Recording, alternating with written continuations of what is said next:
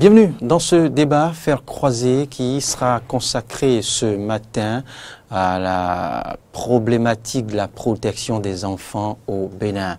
Et je vous l'ai dit, si nous nous sommes permis de nous inscrire dans la logique justement de la célébration de la journée mondiale des enfants de rue, c'est ce lundi 26 novembre, bien évidemment. Alors, autour de ce plateau pour faire cet exercice, je vous l'ai dit, c'est Faouzan Adjao. Il est assistant social, administrateur des affaires et coach en développement personnel. Face à lui, le directeur Euseb Pativor, qu'on ne présente plus, directeur de l'enseignement primaire à la retraite, il a bien accepté faire partie de cet échange. Bonjour Faouzan. Bonjour monsieur. Et merci de la disponibilité. Tout le plaisir pour moi. C'est votre première ici, sur Bien sûr. Ah oui. Directeur Euseb Pativor, bonjour. Oui, bonjour. Et merci d'y être. Alors, Faouzan, je démarre par vous justement. Dites-moi, qu'est-ce qu'un enfant de rue? Déjà, l'expression a beaucoup avancé. Nous parlons plus maintenant d'enfants en situation de rue pour rendre la chose plus digeste. Un enfant en situation de rue, à l'intérieur, nous avons deux catégories. Donc, les enfants de rue et les enfants dans la rue. Les enfants dans la rue, il faut entendre par cette expression des enfants qui, par moment, sortent de la maison et puis vont rester hors du cadre familial quelque temps, mais reviennent dans le tissu familial. Et on entend par enfants de rue ces enfants-là qui ont rompu presque tout lien avec la famille et qui ont érigé comme domicile la rue. Donc, c'est ça qu'il faut comprendre de ces expressions. Si je comprends bien, c'est comme s'il y a des presque enfants de rue et des enfants de rue accomplis. En quelque sorte. En quelque sorte. D'accord. Directeur Euseb Pativor, comment appréciez-vous le concept d'enfant de rue? C'est vrai que ça a une forte connotation péjorative, l'expression enfant de rue. Oui, enfant en situation de rue, je l'accepte parce que c'est moins diminutif. C'est vrai. Et puis, c'est édulcoré. Oui, c'est coloré. Psychologiquement, je pense que ça fait bien. Et ce n'est pas M. Faouzan qui va me dire le contraire. Alors, je voudrais dire, c'est des enfants qui ont perdu le cercle initial d'éducation qu'est la famille, qui ont perdu son habitude, qui se sont retrouvés sur l'asphalte et qui n'ont aucune orientation, ils n'ont pas de modèle. Donc, ceux-là, on peut les appeler enfants de rue. Que ce soit récupérable ou non récupérable, ils sont dans la rue, ils ne sont pas dans le premier cercle de la vie qu'est la famille. Alors, Faouzan, comment en vient-on à devenir enfant en situation de rue ou enfant de rue? Il faut dire qu'il n'y a pas de cliché tout fait pour se voir ou se retrouver un jour être enfant de rue. Parce que quand on écoute ces enfants, les raisons les ayant poussés à sortir du cocon familial sont multiples et diverses. Chacun y va en fonction de ce qui lui est cher et qui lui a été à un moment donné insupportable dans le cercle familial. Et donc, j'estime quand même qu'en dépit de tout, avoir aujourd'hui des enfants de rue, c'est une responsabilité sociétale dont personne ne peut se départir. Je suis responsable, vous êtes responsable, le directeur en est également responsable. Directeur Euseb Pativor, oui. Comment la rue arrive-t-elle à donner vie aux enfants? Dame rue, je lui dirai merci qu'il le fait, parce que un enfant qui a perdu le premier cercle, comme je l'ai dit, il peut se donner la mort. Il peut aller vers la mort. Mais Dame rue, il faut la bénir, il faut la remercier qu'elle récupère. Alors, les causes, comme on l'a dit, sont multiples. Les désaccords de famille, l'effritement du cellule familiale, surtout l'effritement de la solidarité africaine dans le temps. Et permettez-moi, nous sommes en français, mais on dit « meropo nous dit ». Alors, ce concept-là est totalement banni, effacé par la famille nucléaire, réduit au père et à la mère, l'échec scolaire et social. Et il y a aussi parfois la liberté voulue par l'enfant à outrance qui ne veut la paternité de personne, surtout à l'orée de l'adolescence. Donc, Dame Rue l'accueille. Elle l'accueille et après la première démission des parents, l'État aussi démissionne. Parce que pas très loin de nous, au Ghana ici, tu ne peux voir aucun enfant entre 8h et 12h, entre 15h et 17h dans la rue, sans que l'État ou bien des écouteurs, des adultes psychologues écouteurs ne puissent l'interpeller à travers les OPJ, à travers les centres de promotion sociale. On l'interpelle et on l'écoute. Donc, il y a aussi le fait que la famille ne donne pas l'oreille à l'enfant pour l'écouter, pour sensibiliser. Je reviens dans ma propre maison pour dire, entre-temps, nos maîtresses, nos maîtres, au moindre geste, savaient le fond de notre cœur. À travers de petites activités, dessins, expressions libres, on savait que l'enfant avait des problèmes et on l'accompagnait. Donc, l'enfant a perdu la famille. La seconde famille que devait devenir l'école aussi est mise à mal parce qu'on pratique mal. Tout le monde est dans la bergerie.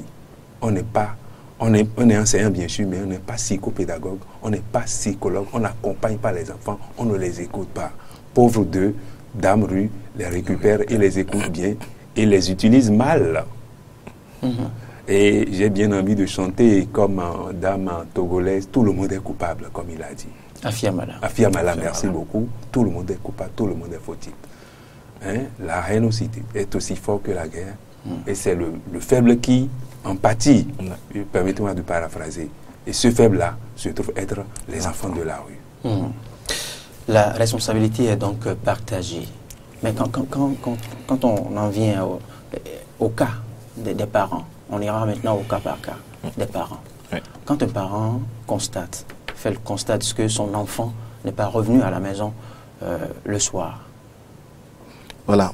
Et par exemple, vous, dans votre cas, dans votre structure, vous en avez accueilli plusieurs enfants. Est-ce que les parents se rapprochent de vous plus tard pour comprendre est-ce que leur enfant est à votre niveau ou au niveau d'autres structures de gestion de petite enfance? Comment se comportent-ils, ces parents? Voilà, il faut dire déjà que la rue ne naît pas un enfant. Les enfants partent toujours d'une famille. Et comme le disait le directeur, la rue reste un palliatif, mais un palliatif qui ne sert pas vraiment les enfants, un palliatif qui ne leur permet pas vraiment de s'épanouir. Les parents, nous en rencontrons dans l'exercice de notre profession de plusieurs genres et de plusieurs types. Il y a des parents pour qui le non-retour d'un enfant en famille ne pose pas vraiment problème. Il faut le reconnaître. Parce que la fuite de responsabilité parentale existe et grandement dans notre société. Quand déjà à 18 ans, 19 ans, la jeune fille se retrouve être mère, comment voulez-vous qu'elle prenne des responsabilités par rapport à cet enfant? Parfois, le départ de l'enfant constitue même un soulagement pour les parents. Un soulagement pour le parent. Mais à côté de ce type de parents, nous avons aussi des parents qui viennent à nous très alarmés. Et quand tu écoutes un peu l'historique de leur parcours, on se rend compte qu'ils ont fait presque tous les commissariats, presque tous les centres de protection des enfants qu'ils connaissent. Et là, tu sens qu'il y a quand même un grain de responsabilité parentale. Mais dans ces cas également, il faut dire qu'il n'y a aucune école pour devenir parent au Bénin. Et chacun y va de son éducation. Éducation qui, ma foi, est déjà porteuse de beaucoup de lacunes. Et c'est sur ces clichés-là que nous avons envie d'éduquer les enfants. Et ça ne colle pas toujours. Et les parents ne savent pas écouter les enfants. Le dialogue parent-enfant mérite d'être revu. Et ceci de façon très sérieuse. Je félicite l'État parce que des choses se font. On va revenir au cas de l'État tout à l'heure. Oui, restons toujours au niveau des parents. Un parent qui, comme je vous le demandais tout à l'heure, Fawzan, a constaté le premier jour que son enfant n'est pas de retour à la maison. Comme il a dit, d'autres saisissent, se rapprochent des médias et autres, ce qui justifie les communiqués de perte d'enfants, de recherche des enfants, des avis de recherche et autres. Alors, il y a d'autres qui se rapprochent des chefs quartiers et il y a ceux qui sont soulagés de ce que, voilà, en griffe, enfin, Il est parti. Il est parti. Enfin, je serai à l'abri du petit déjeuner et de tout ce que de tout l'investissement. Alors, directeur Pratimbo, comment appréciez-vous ces différents comportements et ces différents types de parents? N'est pas parent qui veut, mais qui peut et qui s'y construit pour l'être. Monsieur Fawzan a dit quelque chose de très important tout à l'heure. Il n'y a pas d'école pour être parent. Mais l'école de la vie, les faits sociaux, nous amènent aujourd'hui à repenser le titre de parent qu'on doit être pour donner quel type d'éducation pour éviter qu'on arrive à cette déviance d'enfants de la rue. Qui suis-je? Et quelle vision j'ai de ma vie? Quand le parent, à 18h, 19h, n'est pas encore à la maison pour accueillir l'enfant. Dieu nous en a donné l'exemple avec l'enfant prodige qui est parti. Mais il était à l'écoute, à la veille. Il avait l'espoir qu'il allait revenir. Parce qu'à son arrivée, il a dit, mon enfant que voici était mort, il est revenu à la vie. Il faudrait que nous vivons chaque instant cette parabole de l'enfant prodige dans nos vécus quotidiens. C'est-à-dire, déjà à 17h, bon, nous sortons de l'administration à 18h30. Le téléphone portable est là. Je peux me rendre compte que mon enfant est sorti à 16h, qu'il est sûr, je suis sûr qu'il est à la maison. Mieux, quand je suis revenu, le premier réflexe que je dois avoir, tel enfant. Nos grands-parents le faisaient. Assis sous un arbre, je me rappelle, papa, quand nous revenions, il tout sautait et on sait qu'il est là, à nous attendre. Maman, on entendait les coups de casserole, on sait qu'elle est déjà là. Et on avait même peur. 5 minutes de retard, 10 minutes de retard, quel mensonge je vais préparer, mensonge heureux, pour pouvoir me faire accueillir. Cette sévérité des parents n'existe plus aujourd'hui.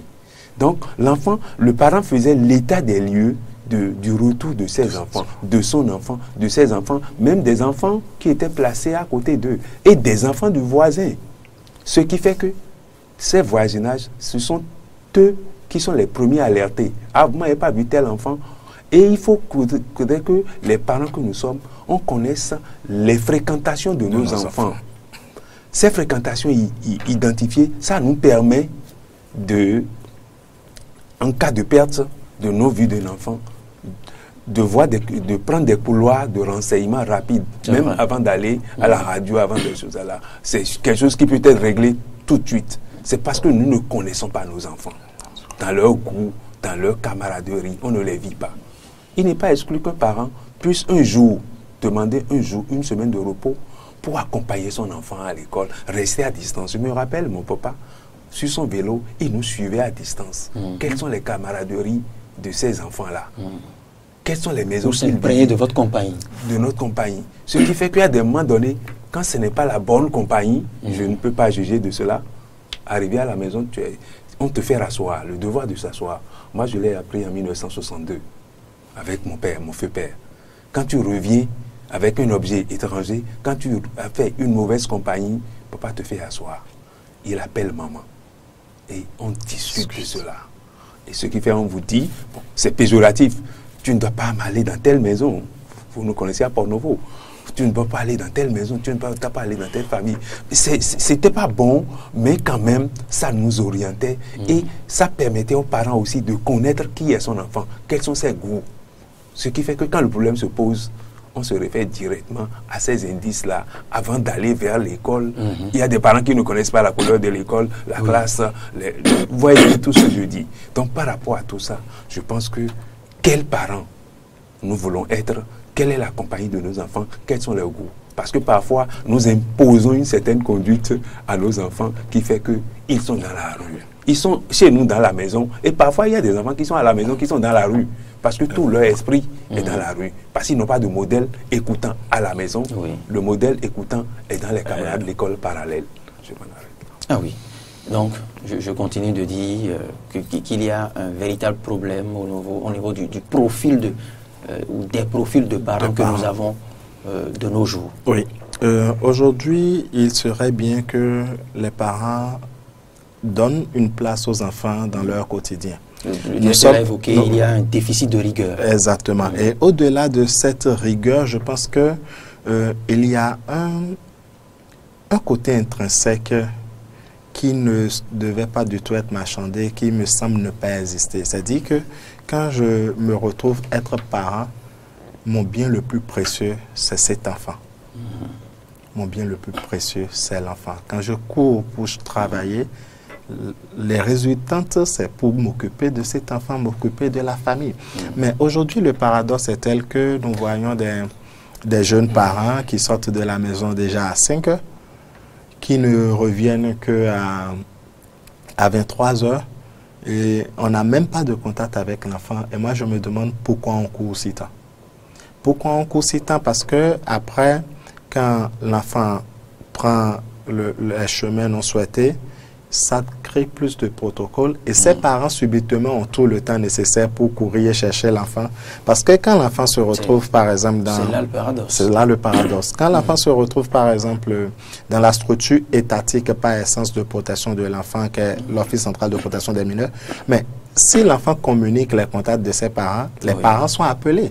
Et que tu le veuilles ou non, hier tu n'avais pas, tu prétendais ne pas avoir du temps à consacrer à ton enfant, mais quand on t'appelle de l'autre côté, impératif t'est fait de répondre. Tu trouves subitement le temps. Quand l'enfant est orienté dans des structures de protection, d'accueil de protection des enfants, le travail se fait avec les parents. Et que tu le veuilles ou pas, tu dois trouver le temps nécessaire pour le processus d'accompagnement qui va précéder la réintégration en famille de l'enfant. Donc, je pense qu'il nous faut réfléchir de façon plus profonde et prévenir en amont les risques auxquels nous pouvons être confrontés.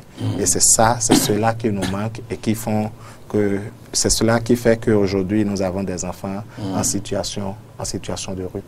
Face à l'absence de solidarité dans notre société actuelle, enfin, empreinte de modernisme béat et à la limite insipide, ne pensez-vous pas qu'il faille, à défaut d'instituer une école des parents, procéder à une sensibilisation permanente des parents, des adultes? La sensibilisation, oui. La sensibilisation, oui. Et vous savez, moi, je côtoie au quotidien dans l'exercice de ma profession ces enfants en situation de rue. Et c'est des enfants qui ont assez de vertu. Ils sont tellement solidaires entre eux. Et la solidarité qui a manqué dans le cercle familial ou dans le quartier et qui a conduit l'enfant à sortir, ces enfants découvrent cette solidarité-là dans la rue. Parce que comment est-ce qu'ils arrivent à vivre dans la rue? C'est dire qu'un enfant qui a quitté le cocon familial s'est mis dans la rue, mais très vite, il y a quelqu'un, un bon monsieur, qui a pris de pitié pour lui et lui donne 200 francs pour qu'il aille manger. Alors qu'à la maison, peut-être qu'il avait difficilement 100 francs. Il sort de la maison 30 minutes après, il a 200 francs. Mais ça devient intéressant. C'est une forme de solidarité parce que le monsieur qui l'a aidé a été empathique par rapport à sa situation. Et il se retrouve plus loin, je suppose, au niveau de l'esplanade du Stade de l'Amitié, je peux dire des choses comme ça. Au point rien du tout, il aide une bonne dame à transporter son colis. La dame donne aussi 100 francs. Et l'enfant finit par s'enliser comme ça dans la rue. C'est dit, c'est prendre goût exactement à la facilité, à cette forme de facilité. Je pense à quémander dans certains autres cas. Mais dans certains cas, les enfants de rue, vous savez, plus l'enfant passe du temps dans la rue, plus difficile est sa réintégration. Et je vous assure que c'est des enfants qui ont une certaine organisation qui mérite d'être enviés à un moment donné. Ah oui? Oui. La question, la pauvreté aujourd'hui, certains collègues disent que la pauvreté n'est plus une cause du départ de l'enfant de la famille. J'en suis convaincu. Le plus essentiel qui fait partie de l'enfant, c'est la structure même de la famille. C'est la structure même. Mais quand la pauvreté est déjà installée dans la famille et que la structure familiale n'est pas du tout contenante pour permettre à l'enfant d'y être, et que quand il part en moins de 24 heures, il peut se découvrir un train de vie double à celui qu'il a en famille. L'enfant, c'est cet être-là qui est fasciné par tout ce qui brille, par tout ce qui est attirant. Et à cet âge, avoir des facilités dans la rue, ça attire. Moi, je connais des enfants qui, en famille, ont difficilement 3 repas quotidiens, mais dans la rue, et attention, s'il mange là où il va manger, même moi, je ne sais pas aller manger comme lui. Parce que quand il prend sa journée, il se fait un chiffre d'affaires peut-être de 3 000 francs par jour. Il n'a pas le souci de l'épargne, il n'a pas le souci du lendemain parce que c'est un enfant, il vit au jour le jour. Mais quand il prend ses 3 000 francs, le soir, va le voir, c'est une bonne dose de repas copieux, il finit l'argent. Donc, je pense qu'aujourd'hui, il faut vraiment que les parents puissent prendre leurs responsabilités, que ceux qui courent de façon effrénée derrière le gain pécunier se rendent compte qu'il n'y a pas que ça pour l'éducation de l'enfant. Et le gain pécunier, l'argent, est le dernier élément même du lien parent-enfant. Voilà. Directeur Eusèbe Patimvo, quand l'enfant vient à préférer la rue à la maison, je n'ai toujours pas abordé encore la responsabilité de l'État. Non. Puisque pour moi, je dirais, la grosse part de responsabilité revient aux parents. Oui. Tantôt, ton interrogation, c'est de savoir s'il y a une école pour être parent, une école pour la famille, pour l'éducation. Enfin, si on n'allait pas y penser ou y venir. Non, je pense que ta question est bienvenue pour se remettre à l'actualité. À l'instar des autres confessions religieuses, traditionnelles comme modernes, il y a l'Institut des artisans de la paix qui, à travers des revues, crée des écoles virtuelles, famille et société, famille et éducation, jeunesse au service du bien commun. Mais pour quel cercle?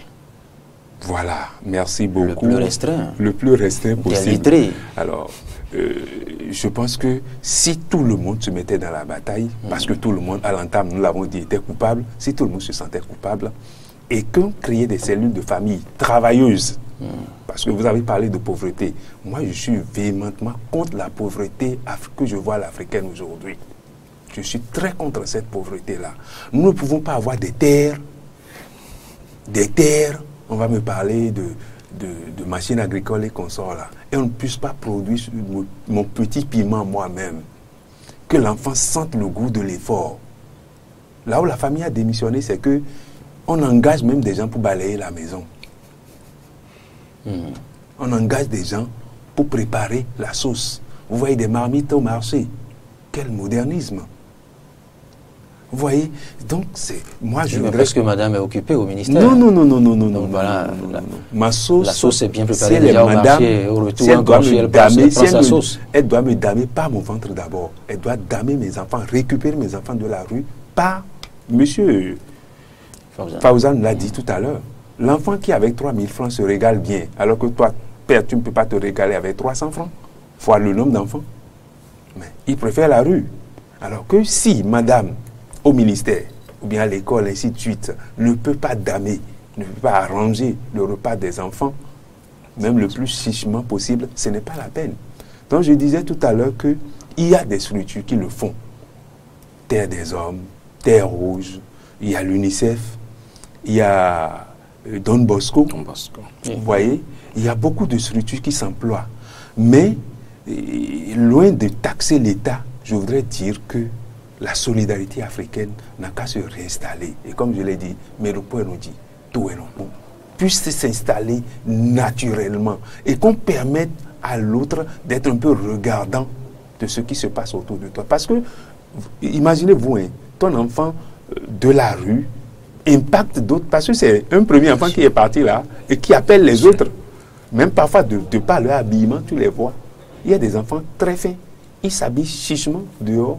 Et quand ils reviennent à la maison, c'est pourquoi M. Fawzan dit qu'ils sont organisés, ils se montrent pauvres à la famille, pour qu'on leur permette d'être dehors. Et certains achètent même très consciencieux, achètent des cadeaux à leurs parents. C'est pourquoi certains s'en contentent. Je ne sais pas si je suis en train de mentir, parce que j'ai accompagné des enfants. Je reviens pour dire que la meilleure école pour être parent, c'est commencer entre parents par s'écouter. Le devoir de s'asseoir, je vous ai dit.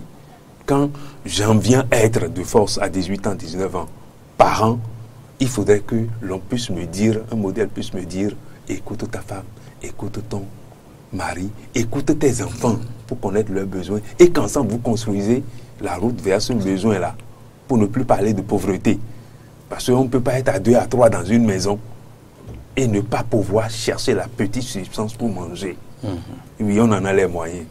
On en a les moyens. Et le modernisme concrécitant nous y convie. L'africanité, les relations traditionnelles nous convient aussi.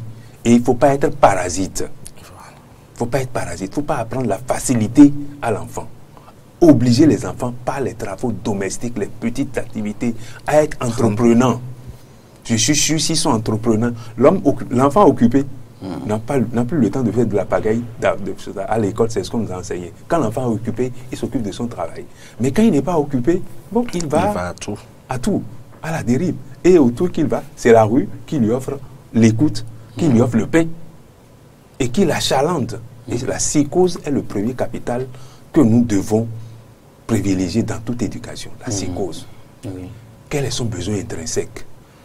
Quels sont ses goûts? Des goûts et des couleurs, on n'en discute pas. Il faut tenir compte, M. Fawzan l'a dit, il faut toujours tenir compte du besoin de l'enfant, de ses visions. Et il faut l'écouter pour savoir. Même je sais qu'il y a des parents, même quand l'enfant dort, ils surveillent le sommeil de l'enfant pour savoir de quel côté il va. Je ne veux pas être métaphysicien, de quel il fait chose à là. Et on interprète tout ça à l'africaine, on interprétait tout ça à l'africaine. Je me rappelle aussi quand l'enfant naît, avec l'empreinte de la main, on cherchait qui il est. Pas nécessairement avec le phare. Qui il est. Quelles sont ses doigtés pour vite l'orienter. Donc, il y a des écoles, mais elles sont insuffisantes. Et j'invite tout le monde à être élève et acteur de cette école-là. Oui, mais de toutes les causes que vous évoquiez, Fawzan, directeur Zekpativor, vous semblez avoir ignoré le cas des enfants contraints à la rue. Parce que tous les enfants ne gagnent pas la rue volontairement. Il y en a qui sont contraints. Voilà. Je veux parler par exemple des cas des enfants outils générateurs de revenus. Voilà. C'est vrai ce que vous dites. Il faut dire que quand nous abordions la responsabilité des parents, là également la responsabilité des parents. C'est-à-dire que quand le parent démissionne, parce qu'il y a des enfants qui, étant bel et bien dans leur cercle familial, se sentent abandonnés à eux-mêmes, livrés à eux-mêmes. Et dans ces cas, si l'enfant aujourd'hui doit aller se chercher de quoi subvenir à ses besoins à l'extérieur et que le schéma se répète de jour en jour, il finit par prendre l'extérieur comme étant son domicile. Ça, il y est contraint. Et ça, cette situation découle de la fuite de responsabilité parentale. C'est le parent qui n'a pas joué son rôle. Ça, c'est voilà un premier contexte. L'autre contexte, c'est les cas où l'enfant est vu par ses parents comme un outil d'exploitation. On parle d'enfants exploités, soit économiquement, où l'enfant ne jouit presque pas de ses droits, il n'a pas droit de s'amuser avec ses pairs, il n'a pas droit d'aller à l'école, il n'a pas droit d'avoir un temps de respiration pour lui. Tout ce qui lui est demandé, c'est les travaux, c'est l'aide à apporter aux parents. Certes, l'enfant doit apporter une aide aux parents dans le cas qui lui permet de se construire et d'apprendre de la vie. Mais il a aussi le droit à l'épanouissement, il a le droit à la liberté, il a le droit à la jouissance. Donc, il y a de ces cas où l'enfant est vu par ses parents comme voilà un élément qui doit rapporter quelque chose à la famille. Et dans ce cas, quand l'enfant ne supporte pas, il finit par prendre la clé des champs. Ça, c'est l'autre cas. Nous avons des cas où les parents, on a connu dans ce pays-ci les enfants victimes de trafic, les enfants victimes de traite. Et le phénomène existe encore même quand le taux a baissé.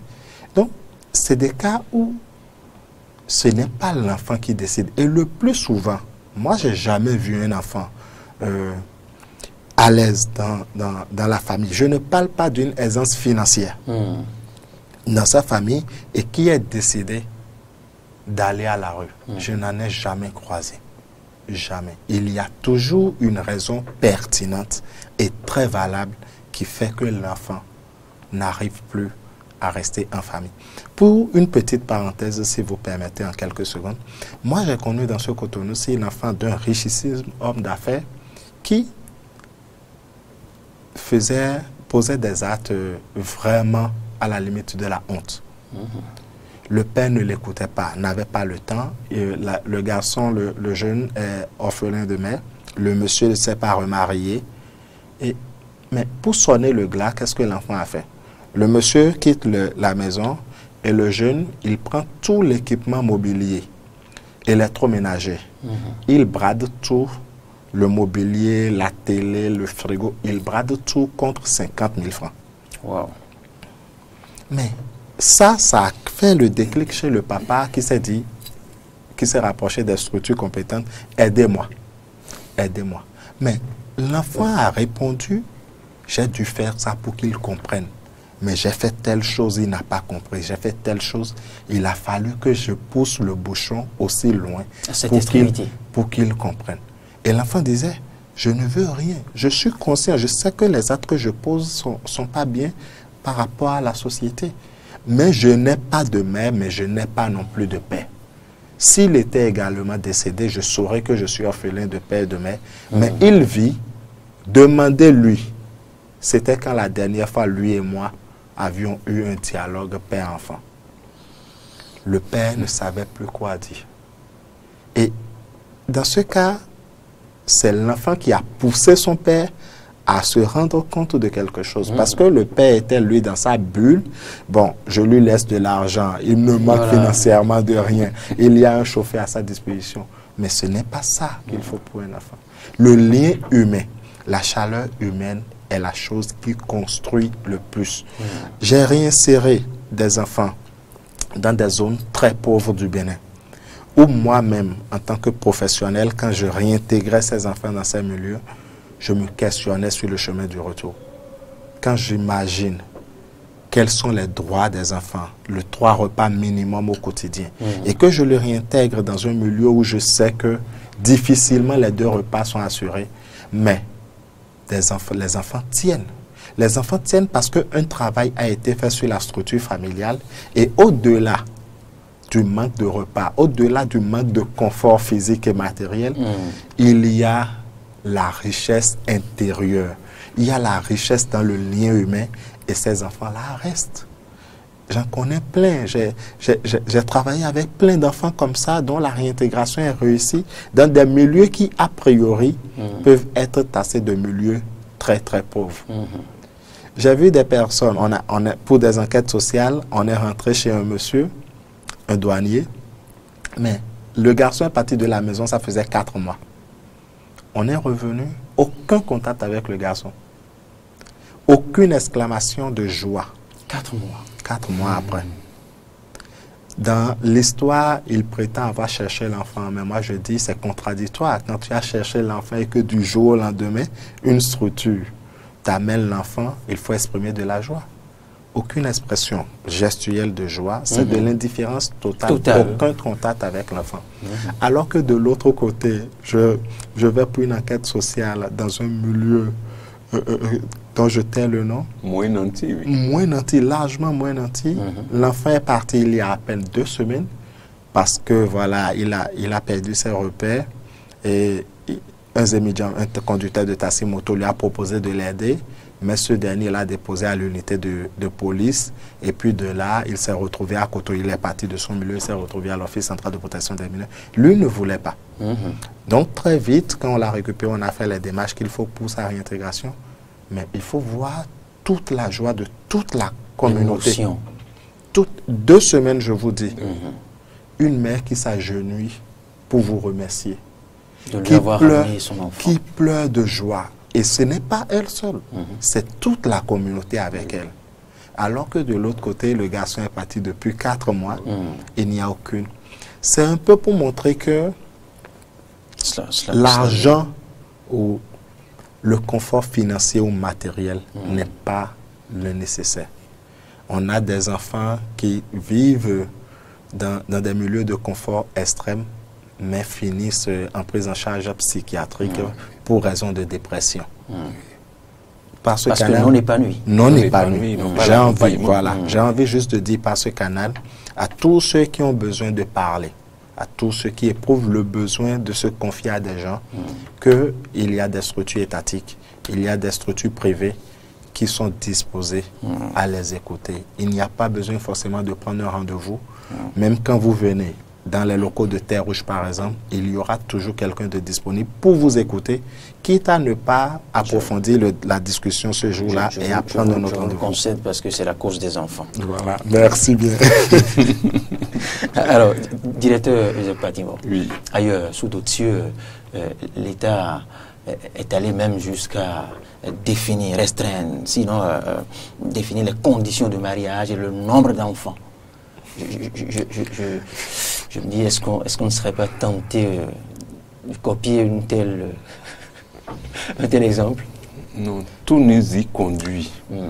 Tout nous y conduit parce que ce n'est pas la peine de produire, de donner vie. Excusez-moi beaucoup ce terme péjoratif, on ne produit pas. Mais de donner vie à des enfants, il faut leur donner. Et ne rien en faire. Et ne rien en faire. Et les ignorer. Les ignorer. Ne pouvoir pas les encadrer, ne pouvoir pas les sauver de la rue. Parce que j'ai dit tantôt, l'enfant peut être... Si entre-temps on n'a pas eu à les jeter sur des tas d'ordures. Oui, des tas d'ordures, merci. L'enfant peut être dans les 4 murs de la maison et être dans la rue. Parce que tout ce qu'il vit dans sa psychose, c'est dans la rue. Vous n'êtes pas modèle pour lui. Donc l'État, les États ou bien les continents qui arrivent à limiter les naissances, je pense que c'est pas trop bien, bon, on me le dira, mais moi personnellement je vois que il faut faire la politique de ces moyens. Donc si j'opte pour avoir 4 enfants, il faudrait que j'ai la capacité, pas en somme d'argent, pas en luxe, mais il faudrait que je me dise, ah, je dois supporter. Aujourd'hui, un enfant coûte combien? On ne saurait le dire. Personne ne pourra le dire. Personne ne saurait le dire, mais il faudrait que j'ai un background. Quelle activité je mène? Alors, la philosophie africaine dit, bon, non, on a fini avec ça. L'essentiel, c'est de procréer. Non. Je procrée, l'éternel pouvoir toujours. Et c'est comme on le dit, retour et projection. Quel retour et projection je donne à cette vie que je mets en sentier? Et quel modèle il sera? Parce que M. Fawzan l'a dit tout à l'heure, quel parent je suis? Quelle éducation aurais-je reçue? Et quel background, qu'est-ce que je mets en jeu pour être parent, pour que l'enfant lui-même soit parent demain, et ainsi de suite. Donc, je suis pour le principe de limiter les naissances. Et, à la limite, avoir des enfants quand on en a vraiment la capacité.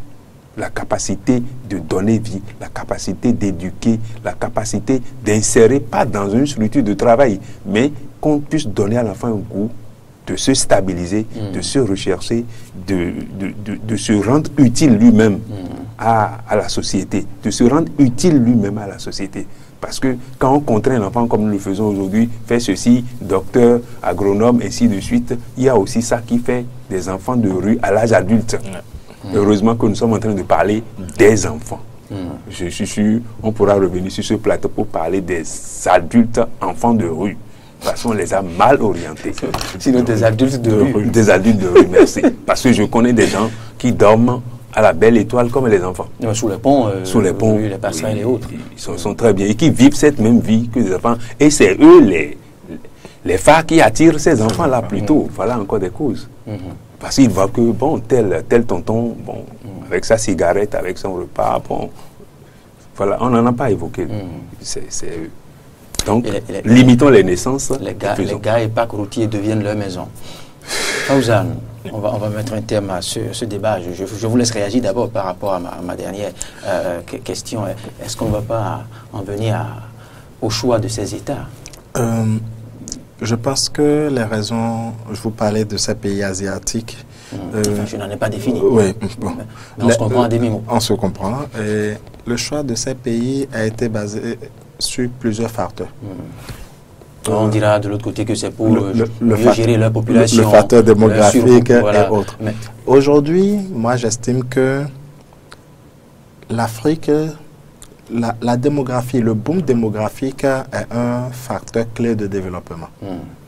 Mais si la ressource humaine qui découle de la procréation massive ne sert à rien, n'est pas valorisé, il ne vaut pas la peine de procréer autant. Donc, si aujourd'hui il m'était demandé est-ce que je suis pour la limitation des naissances, je dirais oui, mais à condition que des préalables existent pour que, même quand on limite la naissance à un enfant, que cet enfant soit valorisé et qu'il apporte son plus. Parce qu'il peut être seul, mais constituer aussi un handicap pour la société. Donc c'est là le bémol que je voudrais mettre.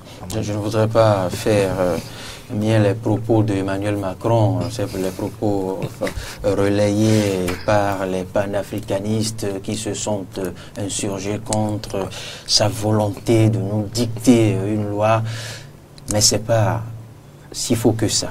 Personnellement, je pense que ce n'est pas à lui de nous dire la façon dont nous devons nous comporter. Non, il est loin de là. Oui, ce n'est pas à quelqu'un de nous le dire, mais quand c'est pas bien et que la leçon vient de l'extérieur et que la leçon est exploitable, enfin, même si, pas dans le vrai sens du terme, eh bien, il faut prendre ce qui est exploitable, même si ça vient de l'autre. Je suis d'avis avec cela. Directeur Zepativo, votre mot de la fin. Non, je pense que nous allons demander à la jeunesse, si je vois un peu la tranche dans laquelle que je suis, d'être responsable dans ses choix de famille, d'être un peu responsable dans ses choix d'activités génératrices de revenus et d'avoir l'oreille à la troisième génération. Parce qu'on dit un vieillard assis voit plus loin qu'un jeune debout. Donc de donner l'oreille. Par contre, les amis d'en face du troisième âge parents, ils n'ont qu'à aussi donner l'oreille à la jeunesse, savoir de quoi ils ont besoin, leur donner la chaleur, comme M. Fawzan Adjao l'a dit, leur donner la chaleur qu'il faut. Et ça existait dans la société africaine. Les soulaba palabres, les tam-tams du village. Moi, je me rappelle que c'est au CE1 que mon papa m'a appris à faire la belote. Oui, la belote, le jeu de billes adji, le domino, le wawalé, comme l'appellent les Ivoiriens, c'est mon papa qui me l'a appris à la maison. Donc, en plus de l'éducation de la maison et de l'école, il y avait le loisir qui était développé à la maison. Et c'est ce loisir-là que recherche, c'est la première des causes, ce n'est pas la fin qui amène les enfants. Ils n'ont pas où se divertir.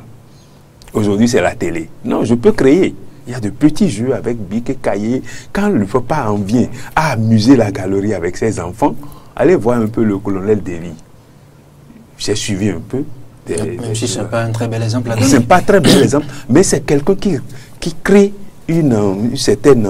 Donc je demande au papa de créer, en plus de l'éducation, de créer des activités de loisirs pour garder les enfants à la maison. Et quand on ne les voit pas, on les décompte et on cherche à les récupérer.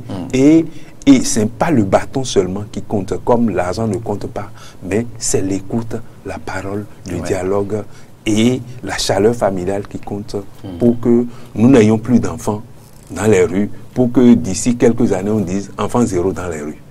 Ah oui, c'est un rêve, hein. On doit pouvoir y croire. Oui. Et j'y crois fermement. Même si sa réalisation ne serait pas de sitôt, ne serait pas pour demain. Ah, alors, oui, vous évoquiez tout à l'heure un exemple qui n'est pas si mauvais, hein, un exemple auquel on se serait référé si c'était pour faire la promotion de la polygamie à l'extérieur. Je n'en suis pas là. Je pense que le cas d'Evie est un bel exemple pour vulgariser la polygamie. Non. Pour moi, c'est le jeu, l'entraide, vous voyez, qui existe, qui doit exister. Je prends cette facette-là. Fawzan Adjao, votre mot de la fin. Merci à vous. J'ai bien envie de dire, je pense que nous serons tous d'accord là-dessus. Les enfants n'ont pas leur place dans la rue. Aucun enfant n'a sa place dans la rue. Et l'enfant constitue justement le pilier fort du développement de toute nation. Et les situations dramatiques que vivent les enfants, nous en sommes tous coupables. Et je nous invite donc chacun à nos différents degrés de responsabilité à œuvrer pour le mieux-être des enfants. Aujourd'hui, il y a de plus en plus de structures non étatiques qui œuvrent dans le domaine. L'État a doté ces structures ou tout le pays d'outils nationaux juridiques indispensables.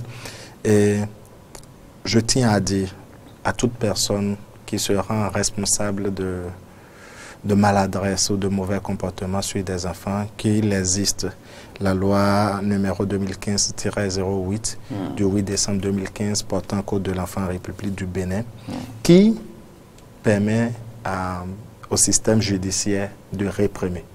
Ceci dit, que chacun prenne ses responsabilités, que nous nous comportons comme des personnes dignes, des personnes humaines, capables d'humanité et que nous transmettons à ces enfants le maximum d'humanité possible.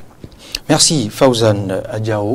Je rappelle que vous êtes assistant social, administrateur des affaires et coach en développement personnel. Face à vous, le directeur Euseb Batimvo, enseignant à la retraite. Vous l'avez évoqué en toute fin, dans votre conclusion, nous n'avons pas consacré du tout un volet à l'arsenal juridique. On aura le temps de revenir ici pour évoquer l'arsenal juridique disponible au Bénin pour protéger les enfants, non pas seulement les enfants en situation de rue, mais les enfants en général. Voilà.